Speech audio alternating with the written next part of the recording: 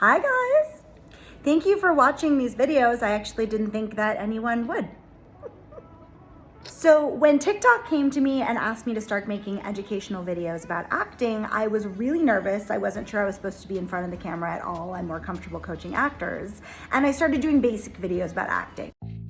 So, what is a slate? Extra work does not go on your professional resume. But then, like any other human, I kind of fell into a TikTok hole. Bing bong! And the thing that bothered me the most, and still does, is all the misinformation being shared with actors.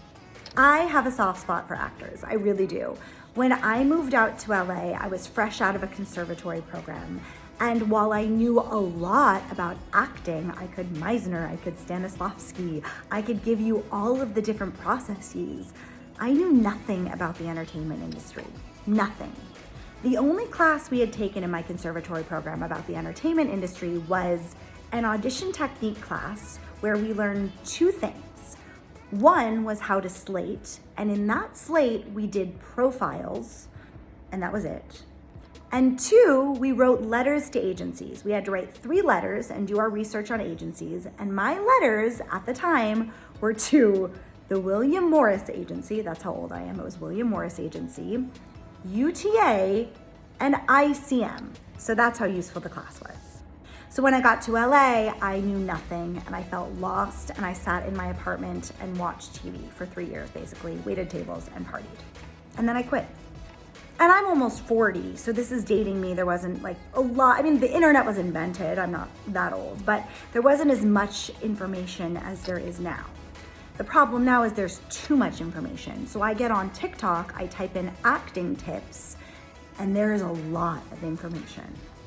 And most of it is incorrect. And that makes me so angry for you guys. And I'll post some funny examples in this video of the misinformation I've found. The people who tell you that you don't need a headshot. All you really need is a headshot. Don't let anyone tell you need a reel and that you need, a resume and all that, because you don't need any of those things. People who tell you that the difference between an agent and a manager is that managers have 1 client and agents have 300, and managers don't do their job. An agent, the people in the industry have no imagination. I mean, I have duetted so many of these videos. And by the way, I've been called a bully so many times. And I need you to know, I am not a bully. If that's how it's coming across, I'm so sorry. I'm doing this to try to help you guys. So, how do you vet an expert? How do you know if something is misinformation? Number 1, the truth is you are gonna get a lot of different information. If you take 5 different casting director workshops, you're going to hear 5 different things, right? And I say over and over again, there are no rules in this industry, right? A lot of it is office to office. So one casting director will tell you, you never, never, never wear gray to an audition because we have a gray wall. You never wear perfume, we hate perfume. So a lot of it is common sense. If you hear over and over and over again, don't wear perfume, don't shake hands, you start taking that information. You say, common sense would tell you, I'm not gonna wear perfume, I'm not gonna shake hands, I don't wanna upset people, right? You also start taking notes office to office. If you know that, and this is an example, it's not the truth, but if you know that Junie Lowry Johnson doesn't like this, you know that when you go into that office, you don't do that. Just start sort of tracking the different offices. But my first piece of advice here is trust your gut. You're gonna know better than anybody what to do. My second piece of advice is vet your experts, vet your experts, vet your experts. Please, please vet your experts. One of your greatest tools as an actor is an IMDb Pro account. You're scrolling through TikTok, you see one of my favorite people on there, and you know I have favorites because I duet them all the time. Whoa, back it up. And they're saying something that sounds kind of hanky, right? How to get an agent or a manager. Look them up. Do they have an agent or a manager? Do they have credits if they're an actor, right? Should I be listening to this person? Are they an expert in their field? Look, everything I say is not solid gold. And I'm gonna be honest with you, while I consider myself an expert in my field because I've been doing it for a long time, there are people with far more expertise than me. I'm 38 years old. I've been doing this for however many years. I've had bosses.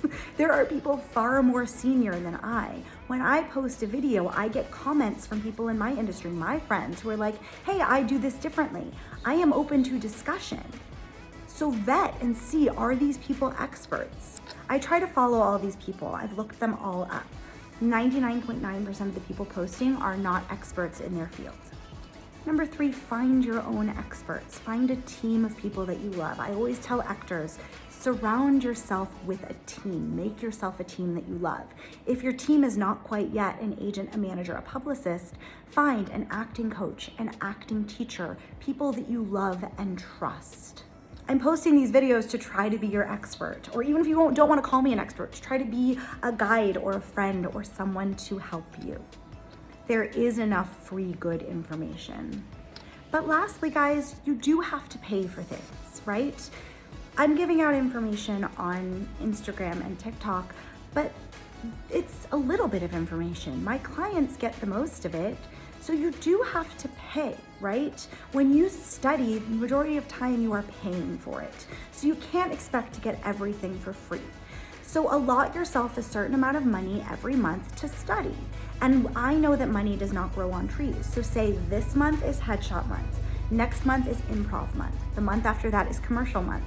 And if you only have X amount of money every month, that's okay.